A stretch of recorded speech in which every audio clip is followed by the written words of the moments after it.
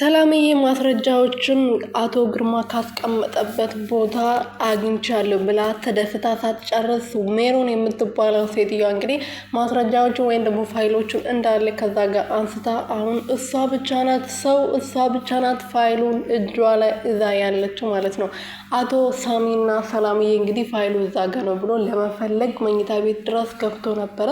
ግን ጠዋት ላይ እዛ ጋ አይተው ከሰዓት ከዛ ስጣጣ ሰላምዬ በጣም ነበር የተበሳጨችው። ምክንያቱ አግኝቻለሁ በቃ ነገሮች ሊስተካከሉልኝ ነው ብላ ተደስታ ሳትጨርስ ነበር ፋይሉ ከዛ ጋር የጠፋው ማለት ነው። አቶ ግርማ ደግሞ ወይን እርግጠኛ ነኝ አቶ ግርማ እየተጫወተባት ነው። እሷ ደግሞ አብሯት እስከሚያደር ድረስ ነው ይሄን ነገር እያደረገ ያለው እንጂ የሰውዬው አሁን ለምሳሌ በፊት ከሁሉም ሰው ደብቆ የነበረው ፋይል ህይወቱን የሚያሳጣው ፋይል እንዴት ነው አንስቶ እንኳን በአንድ ለሰላም የሚያሳየው? ስለዚህ በደንብ አድርጎ እየተጫወተባት ነው። እሱን አምና አብረው እንድተኛ ስለምፈልግ የማንኛውን ነገር እያሳያት ነው ብዬ አስባለሁ። ሰላም ቤተሰብ እንዴት ናችሁልኝ? እኔ ያለው ፈጣሪ የተመሰገነው በያላችሁበት ሰላማችሁ ብዝት ትረፍርፍ ይበልልኝ። እኔ ውድና ወርቅ የሆናችሁ ቤተሰቦች አሴት ክፍል 27 ላይ እንግዲህ ሰላምዬ ፋይሎቹን አቶ ግርማ አብሯት እንድታድር አዋሳ አብሯት እንድትሄድ ለማድረግ ለማሳመን ሞክሮ ነበረ።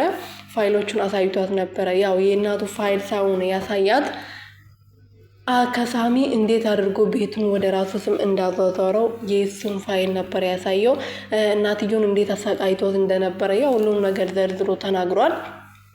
ግን ፋይሎቹን ያጣቸው አሁን ከንግግሩ ምንም ልታረግ አትችልም። ወይ ሪከርድ አላረገች በስካር መንፈስም ስለሆነ ሪከርድ ብታረግ ራሱ ምንም እንትን የለውም ጥቅም የለውም ማለት ነው። ስለዚህ ፋይሉን ማግኘት አለባት ግዴታ አቶ ግርማን ለመበቀል አቶ ግርማን የሰራውን ነገር ዋጋ ለማስከፈል እስከዛሬ የሰራውን ጥፋቶችን ፋይል የሚያሳይ ፋይል ማግኘት አለባት ብዬ አምናለሁ። ሲጀመር ግድ ነው ማለት ነውና ሳሚ ደግሞ ራሱን መቆጣጠር እያቃተው ነው። በተደጋጋሚ ለሜሮን ለመናገር እየሞከረ ነበረ። ሜሮን ምንድነው ያስጨነቀክ ነገር?